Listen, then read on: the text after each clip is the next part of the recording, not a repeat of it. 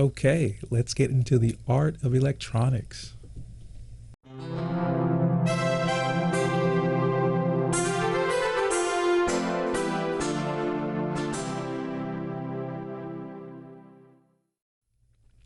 Before I start, I just want to say thank you and I appreciate it. We just hit a milestone here. We have now over 1,000 subscribers on the channel from the last two videos here. So I appreciate all that have been watching and that have been following. We can take a little glimpse here. I think those videos are doing very well. So Grubb's basic electronics book is at 13K, and Practical Electronics for Inventors, that's almost a 20K, so 18K on that one. And that was the last video. Practical Electronics was my 100th video on the channel, and that just put us over 1K subscribers here, and it's still climbing. So I appreciate it. Thanks for keeping the electronics literature facets of YouTube going and still being curious enough to participate and want to watch these videos. And because of that, we're going to keep this going, and we're going to have some more. So I talked about the art of electronics in the previous video. If you saw that video, and if you recall, I mentioned in there that I didn't learn electronics through this, and I don't have very much experience with this book. This is the only copy I have, which is why we're on there on my computer. I don't have a physical copy of it.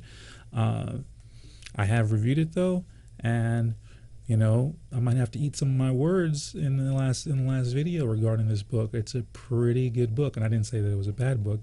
I just said that the practical electronics for inventors might trump it in some ways, but there is a place for both of these. And actually, this suite that we have going on is really good, and I'd like to hear your guys' thoughts and see what you think about this. But between Grubb's book and the Practical Electronics for Inventors, and then the Art of Electronics, I mean, that's a really good, solid foundation for electronics. Really good. I wouldn't even say just reference book. So Grubb's book is one that you could learn from the basics. The Practical Electronics is where you could get your topology references and your topology understanding. Maybe build some circuits from that. And then the Art of Electronics, I think, is where you would want to hone your skills, really. So, and I think this book is aptly named because what they're going through here, the authors, Paul Horowitz and Winfield Hill, what they're going through here is kind of really the art of designing circuits and considerations. They're walking you through. This is not like the Practical Electronics for Inventors or Grubb's book.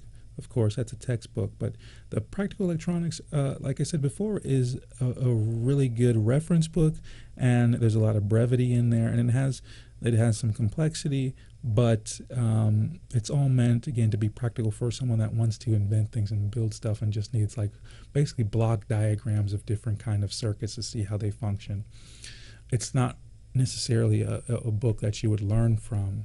I think someone just recently commented on one of those videos and said that you know, it assumes that you have a lot of knowledge. Well, yeah, that's what it does. It's for someone that has experience and wants to go on and invent some stuff and wants to have kind of a catalog of material to reference when they're looking for ideas or you know, need to fulfill a certain function in a circuit.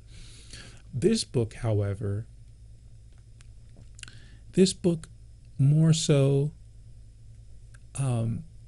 goes through really the art of designing circuits and kind of puts you in the mind frame of the designer and says, well, this is the kind of things I would consider. One thing that he does is he goes into more precision electronics and circuits, and we'll get into that in a little bit. So, of course, we'll have a little review about the authors here. So Horowitz, he is a research professor in physics and electrical engineering at Harvard University.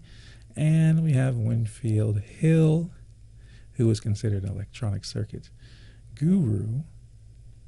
physical or a chemical physics graduate from a program at Harvard University and obtained his EE. I guess he dropped out of the chemical physics. That's what I read earlier. Yes, so he dropped out of the chemical physics to pursue an EE. I think he did oceanography. Yes, so I think he built circuits for oceanography. Okay, so very interesting characters. Probably very worthwhile to look into them more, and even maybe we'll go into and look at some of the circuits that they designed, because that would be really interesting as well. Let's go into the table of contents. I've highlighted a couple things that I felt like were unique in this book that the practical electronics doesn't have in it, and that what that'll do is that'll show you maybe why you would want this and why this book differentiates itself from the practical electronics for inventors. So if you see here, we have a pretty close kind of sequencing here. So he goes, first of all, he talks about volts, which is kind of different. So I think the practical electronics really starts at the level of the electron, right? I don't think they don't start at the scientific like physics level. They just start on the electronics kind of level here. So they go straight into voltage, current, and resistance, and then signal, capacitors, AC circuits, inductors, transformers, diodes. It picks up pretty quickly here. So definitely very electronics focused. So you see by page 1, going all the way down to page 33. So the first 30 pages, you're already from voltage all the way to diodes. So you're already getting into semiconductor territory within the first chapter, right? So this is the 6th subchapter of the first for the first chapter is already getting into semiconductors, which is quite an unusual setup for a book that might be intended to learn electronics from. Usually semiconductors are like 10, 11, 12. They're like two-thirds probably in a way in the book is when you start introducing semiconductors. But I think there's a good reason for it, and I think there's a good flow here. Again, not every book has the same purpose. Let's continue here. So we have regulators going from diodes to regulators, circuit application of diodes. Again, concepts that we definitely saw in practical electronics. Now he has impedance and reactance. This is what I really like about this book. Maybe not this section per se, but he gets into pretty good detail about impedance, reactance, coupling, impedance matching, driving cables and stuff, and we'll see that later on. But this is the more granular details of circuit design and electronics consideration. So let's continue here. Now again, I won't go through all this because it's like you all know this. This is okay. Ohm's law. He's got high pass, low pass filters. Again, he's moving pretty fast here, which is something I kind of like because again, this gets pretty complex. Putting it all together. So and that's what I highlighted this because there's a certain mentality and mind frame and objective here is getting through like a lot of the basics theory stuff, putting it all together into an AM radio is where I guess that example is going to come from of, an example of how all this stuff works that we just learned. Okay, then after that, we're going to go on to electromechanical devices, which is going to consist of switches, relays, inductors. Then on to your bipolar stuff, and this is probably where it starts getting a little heavier. So we have the emitter follower, this transistor as a switch, and he does something really nice here with the diagram. I hope I can go through that. I was going to, go through all these highlighted sections, but there's a lot in this book. This is a 1,000+ page book, but I would definitely recommend it. But we'll keep going here, and we'll see exactly why. So Ebers and Moll model applied to basic transistor circuits. Okay, so this is where, like I'm saying, this is where we get into more of um, a deeper understanding and a more detailed understanding of how circuits operate. So we're going to go into transconductance amplifiers. We're going to go into mirroring, the current mirroring, differential amplifiers, which differential would have been in the last one. I'm not sure how much they talk about current mirroring. Pull push, I think, might have been a little bit in there. Darlington was definitely in there. Bootstrapping, I don't think not so much.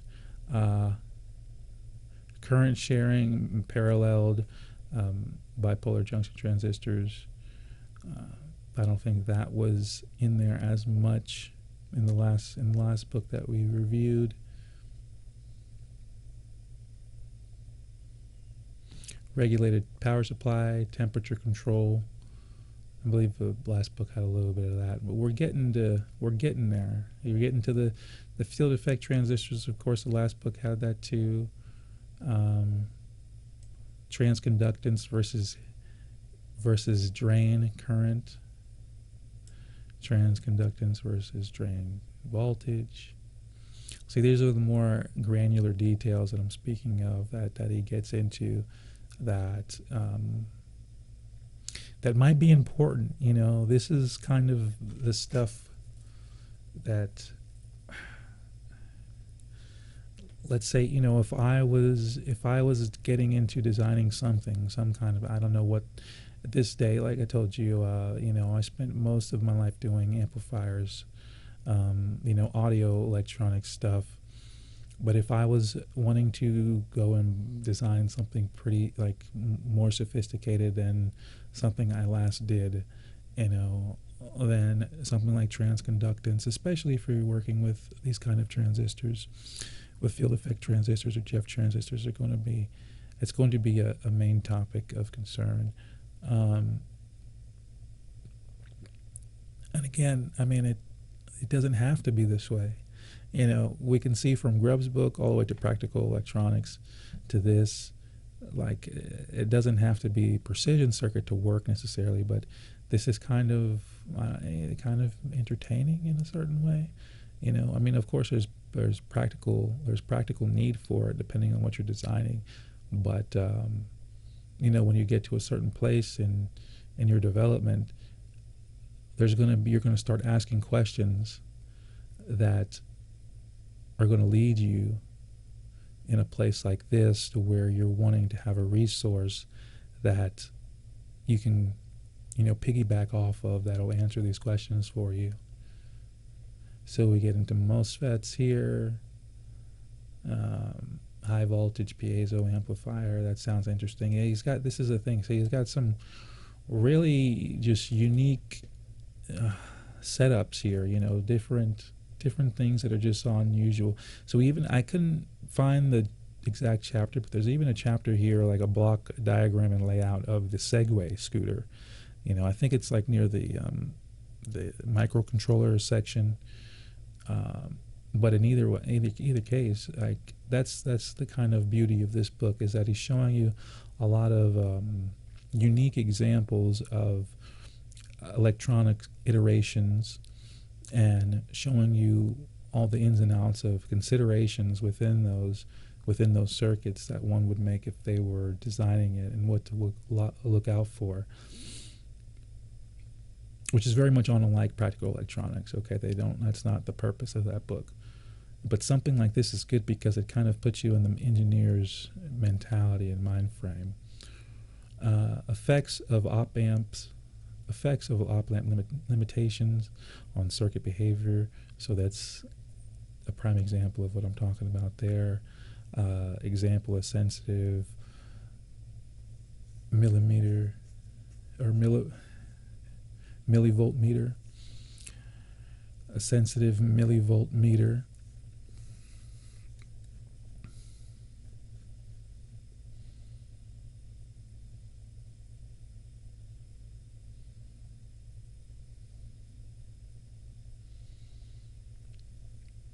Okay, this is something else that I thought, error gain, really interesting stuff. So crossover distortion, I don't think we probably don't get into that in the other book again.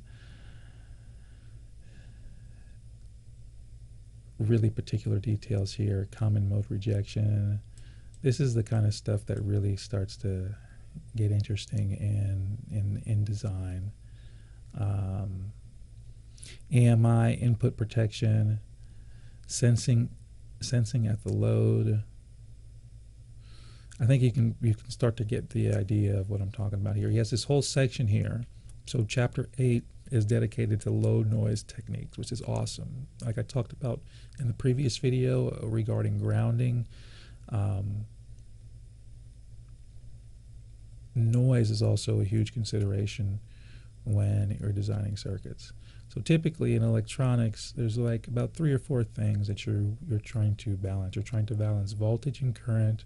You're trying to balance impedance. You're trying to balance signal, and you're trying to, when I say balance, I also mean either preserve, preserve the signal and take care of noise, right? And watching out for noise is a big thing. You could have a great circuit, but it's really noisy. Or getting the noise out of it. Some circuits perform really well, but they're naturally, just by nature of the topology, very noisy. And you've got to sometimes find ways to do this, to figure out how to get rid of it. Signal to noise ratio, just all that's invaluable.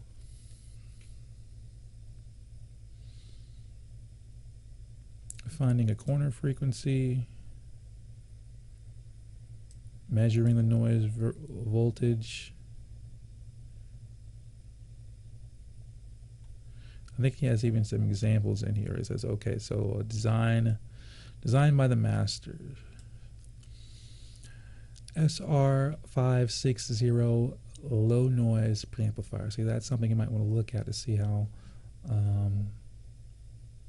the noise floor got so low on that amplifier, how they actually designed it, and maybe that's something we can scroll through here in a little bit. 512, so on page 512. Okay, let's see here what I had highlighted there. Reducing input capacitance and bootstrapping, transimpedance amplifiers. I don't think that was in there too much. Transimpedance amplifiers with capacitive feedback, very interesting. Things that you probably wouldn't think of right here.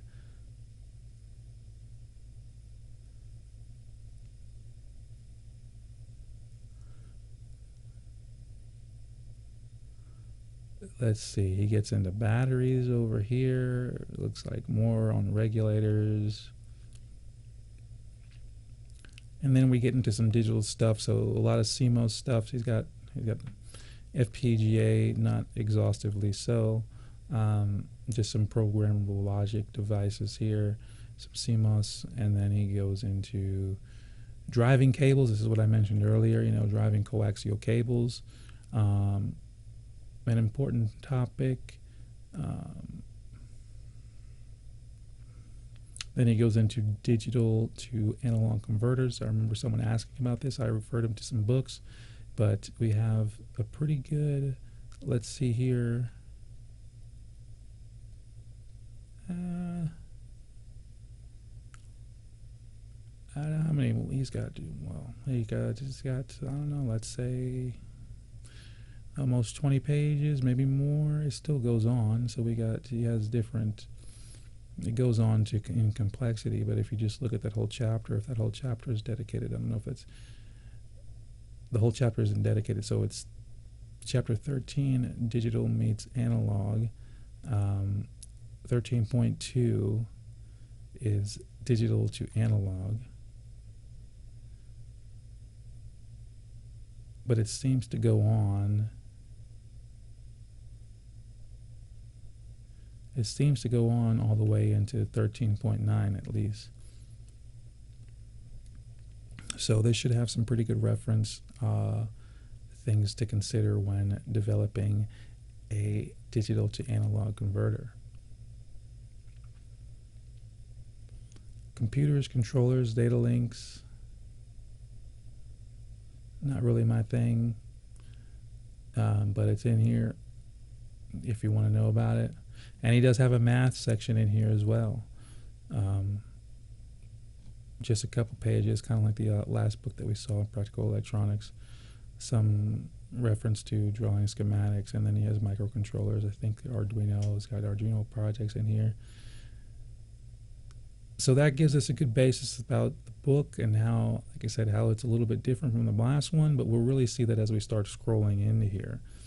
So let's go in, and again, I can't go page by page because there's a lot here, but again, he goes right in and starts off with voltage, Kirchhoff's law. He already starts like on the second page. He's got a picture representative of all the different types of resistors. Shout out to the carbon composition resistors, some of my favorites. Here we go. We've got a table of the Greek alphabet and some multipliers. This book does have calculus like the last one did, which is nice. So it's keeping it true to the equations. I think this book is very driven towards understanding, though. I don't think he is not overly complex necessarily, but you know, it kind of reminds me of some information that you'd find in a white paper or on data sheets. Very reminiscent of that, which I like.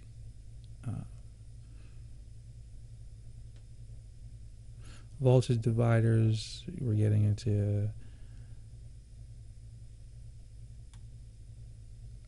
Fabian's equations, resistor networks, you know, the whole bit that we're used to. If we keep going here, so on page 34, we're already getting into power supplies. So we're doing the diodes, and it's going through some power supplies with the diodes.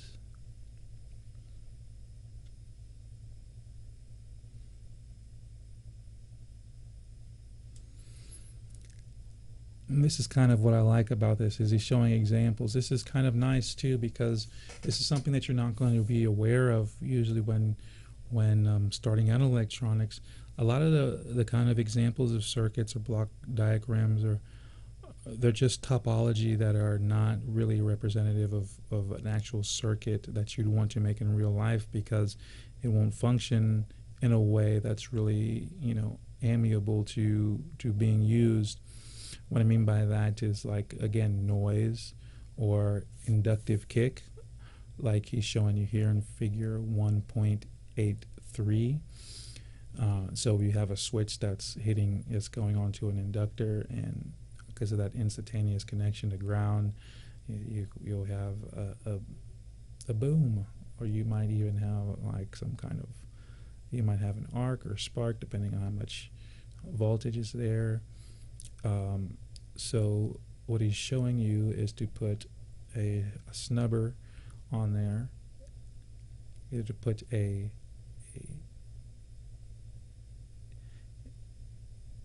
capacitor and resistor on there, or a diode on there to null out the effect of having that connection when it happens, and there's some kind of inconsistency in there in the voltage, or it creates some kind of noise or some kind of arcing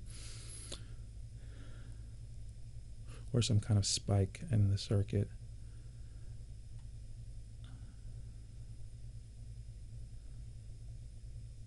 Which he seems to go in pretty good detail in here. And impedance and reactance we're getting into now.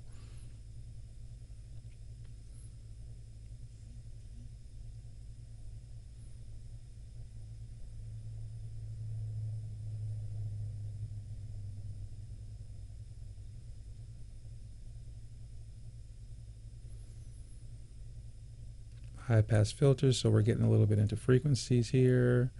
Connectors, so this is page 66, and we're on to what, 66, 67.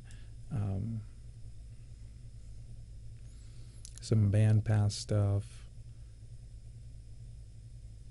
showing you the inner workings of a probe.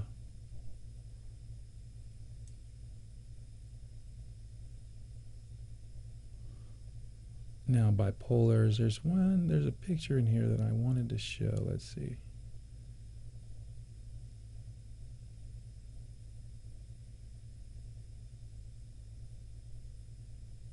Oh, here it is, right here. So this is kind of a good representation that he does here of kind of all the most common, or basically all the iterations that you could find a bipolar junction transistor in on page 91 here. So the emitter follower, he has the transistor has a switch, and he has, if you look closely, the in and out. So emitter follower, input goes into the base, comes out of the emitter, and then we have the switch. The input goes into the base, out of the collector. Current source, we have the input in the base, comes out to the collector. The common emitter amplifier, we have the input at the base, comes out of the collector, and the common base amplifier, where you have the input coming in the emitter and then out of the collector. That's something I like because that is something that someone in the beginning could use, but it also has more of a technical reference to follow it, which is nice. Here we're getting into differential amplifiers as comparators, current mirroring activity, or current mirroring active load, some amplifier building blocks. This is cool too. What he does is they show some of your most common, components, and not only the part number. He gives you it in NPN or NPN and PNP, and then you have the case, and then he shows you some of the most frequent or the most sought after kind of information that you typically want to know. So you want to know like the max collector voltage, collector current, the watts dissipation, so what the output is. You can get some temperatures on, I think, does it have temperatures? Yeah.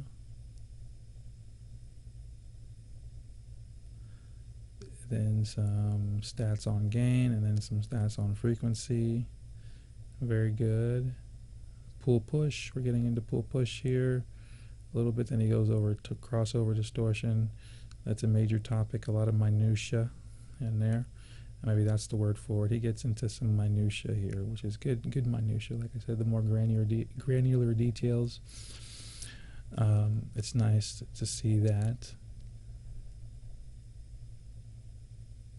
Something that you could read and say, huh, I didn't think of that, or oh, I always wondered about that, or oh, maybe that's a solution to something that I could use. Here's a junction and load capacitance in a transistor amplifier. So I don't know if he's doing this as like representation, but I think he's trying to show like capacitive, like internal capacitive coupling that can happen when certain circuits are designed. Which he gets a lot into that, which is what I like about it. That in particular, again, as you get into more in depth in electronics, that becomes something that you'll investigate a lot more. Like parasitic inductance and parasitic capacitance kind of deals.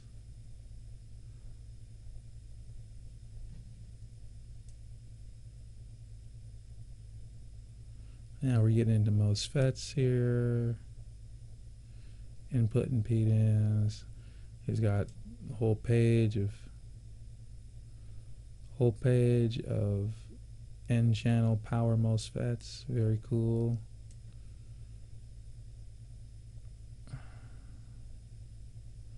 Operational amplifiers.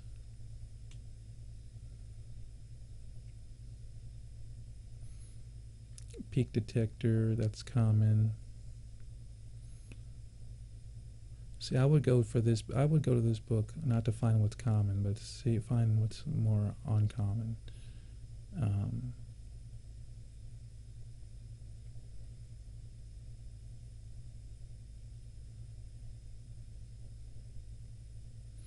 precision circuits. So chapter 5. This is where I think the book kind of really takes off, and where the kind of the value is in this book. Um, there's the millivolt meter that we saw in the table of contents here.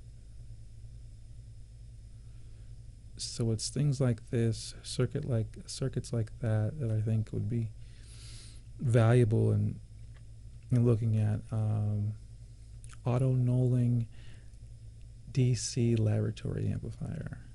I mean, again, look at this. I mean, I don't want to stare off too long, because then, the video will go on for too long, but this is kind of exactly what I'm talking about. Sometimes, it pays that you might not have to have something that is as precise as this amplifier is. But might be some design techniques that you could steal away from this when you look over the schematic.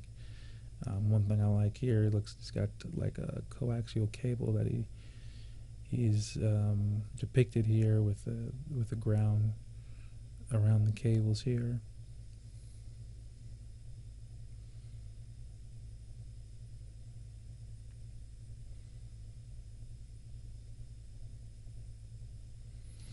Dielectric absorption.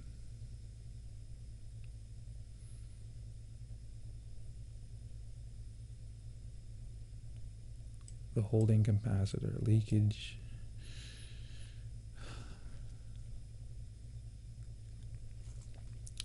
Very good topics.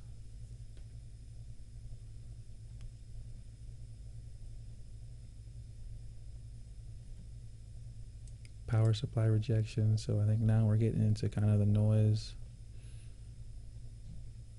components. So all this, see, we're only 300 pages in this thing.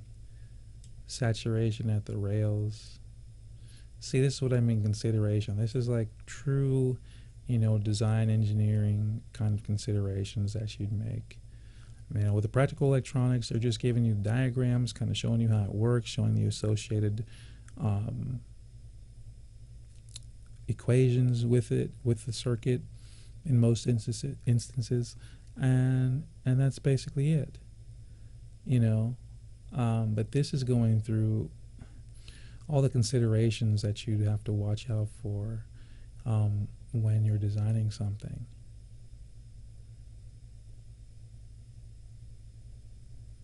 Ground loop isolation.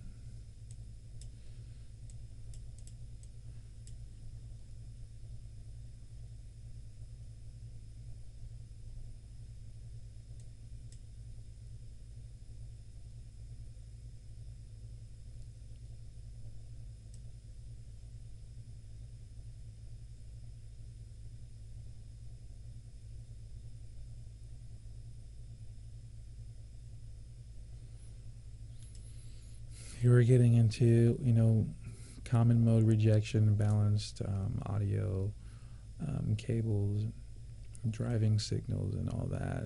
Again, very, very useful.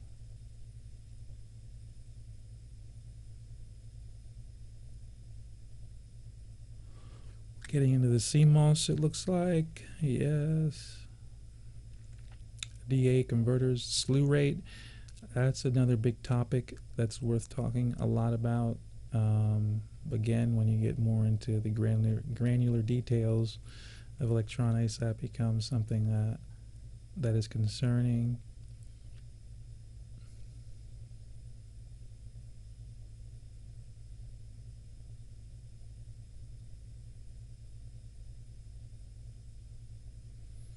If I pass by this segue schematic, we gotta look at that too. A complete photodiode amplifier, suitable for input impedance up to 1,000 picofarads. Input bootstrapping greatly reduces the effective photodiode and cable capacitance for enhanced speed and reduced noise. It's got ferrite beads. It's showing you the ferrite beads. This is kind of what I like about this. Again, is not in a typical schematic. They wouldn't show you what the builder might actually do to the circuit to make it function in a real world kind of setting, right? With all the grounding of the coaxial cable on the input over here, or the beads, the ferrite bead here and the ferrite bead there, and then grounding here and how that's done. Those are all kind of things that people tend to leave out, but he has them here because those are worthwhile considerations to make because they will affect how your circuit operates. And here he's got a bunch of, he's got a frequency diagram on how this works, isolating input capacitance, cascoding the transimpedance amplifier. That sounds very interesting. Very interesting.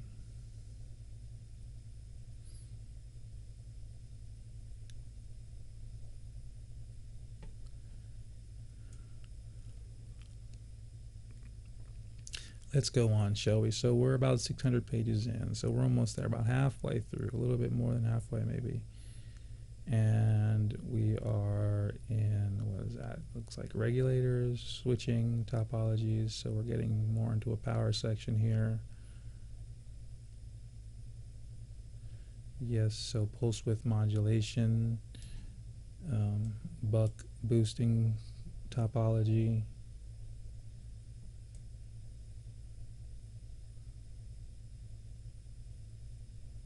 Energy storage, capacitors versus batteries.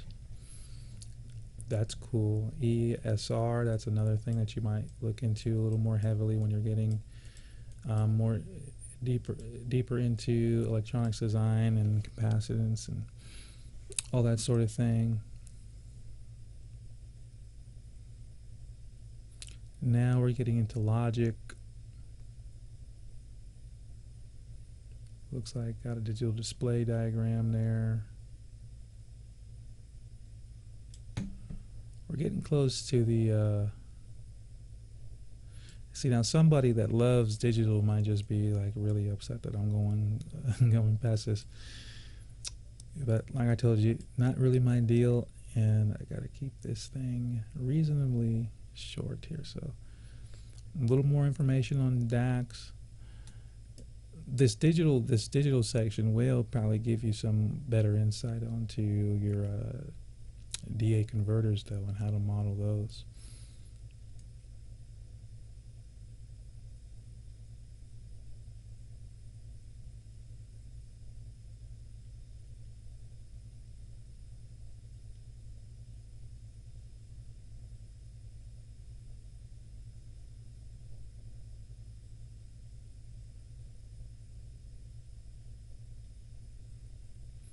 Computers, controllers, data links. So we're nearing the end of this one here.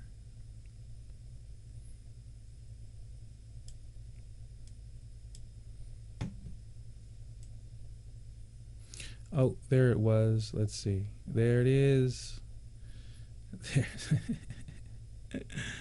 Isn't that funny to see? I guess that was probably one of the first iterations of it, I'd assume. And this is, I guess, in the computer section here. But in the microcontrollers, yep. In the microcontrollers. And they go into a bit about how this thing functions. And I think there's a block diagram somewhere here. There's a rough one right here, very similar one, but it's a very simple one. But there's another one. So you got 24 volt motors here. You got a digital to analog to digital converter. The gyros, steering, Bluetooth, LCD display, accelerometers, 2-axle. And it shows you here how these things have been mounted on the Segway itself, and I believe there's a schematic, yeah. Kind of like a block diagram schematic.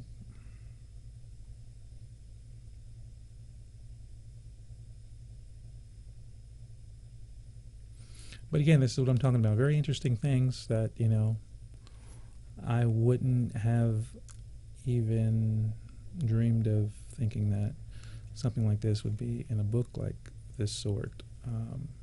But it is. And they've got all kind of interesting schematics beyond the ones that we went over. I think there was a schematic in there from Tektronix that they got permission to publish even. So all kind of interesting things.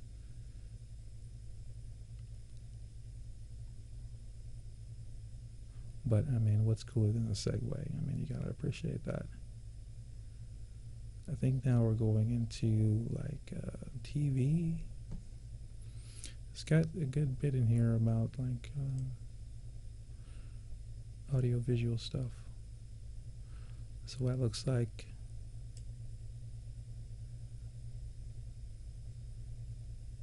or a schematic drawing. Yeah. So a section on schematic drawing,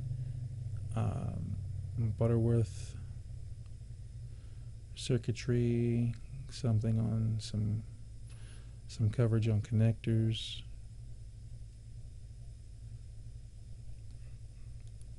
Doesn't touch on vacuum tubes on this book, so I'm gonna have to give them, you know, an A minus maybe.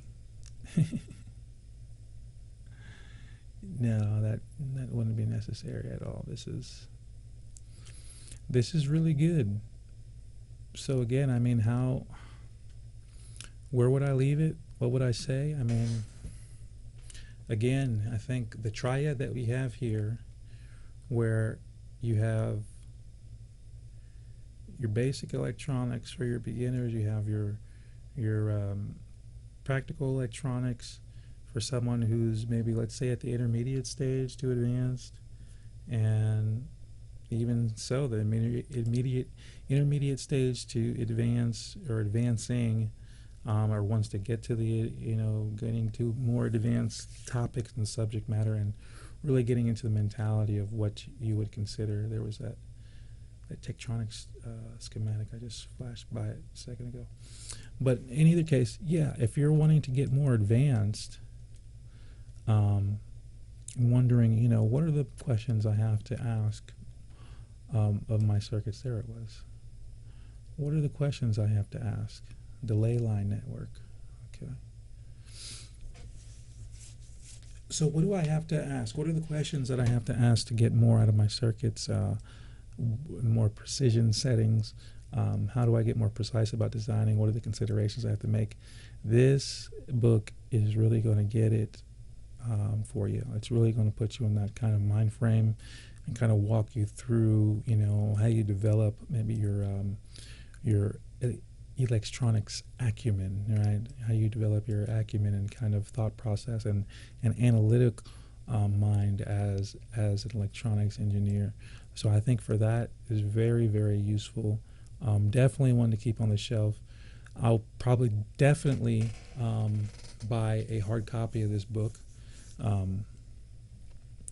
They seem to be pretty expensive, but I'm sure you could find a copy for not too much. But again, I appreciate you guys for spending some time with me. I know somebody talked about wanting to do a review about the Tesla coil, and we can do that. So we'll expect a video on the Tesla coil pretty soon here. Other than that, I'm going to keep going with these electronics book reviews and some other things. So, you know, more than welcome to share your thoughts and opinions in the comment section. And if there's a book that you think I should get or should review, please let me know. Somebody referred me to one the other day, which I think I'm definitely going to have a look at here. Let's see. It was like electronics components. Yes. These two. I think there's a volume of 3, and I think there's even more beyond that. I only found these 2 thus far, and they're reasonably priced, so I'm definitely going to put them. I've seen them before. I haven't read them yet. That's definitely going to be in my catalog. And so those will be coming up soon. I think what I'm also going to do is share with you maybe the book, how I actually, maybe not the book that I used, because I didn't really use a book when I learned electronics, but I'll show you kind of the process I went through. I did have a book, but the book I had was one that I got from Radio Shack that was really of no use at all, but I always had it and kept it. It chilled me. It gave me a little bit And that's not a bash on Radio Shack, by the way. I love Radio Shack. You know, I wish Radio Shack was bigger than it was before, but it happened to not be a very, you know, comprehensive book. But in either case, I'll show you that book if I still have it, and some others will come up too. I think someone was talking about the pulse width modulation, a book that I was talking about. I'm going to pull that one off the shelf too, and that's a small book, and we'll go through that one as well. But anyways, like I said, you know, I appreciate you guys watching. Thanks for getting to the 1,000 subscribers. Many more to come, and we'll keep these electronics videos going. Let's keep the reviews of electronics literature going. I'm glad that people enjoy these and want to participate in the intellectual life of engineering and electronics. Have a good one. Take care.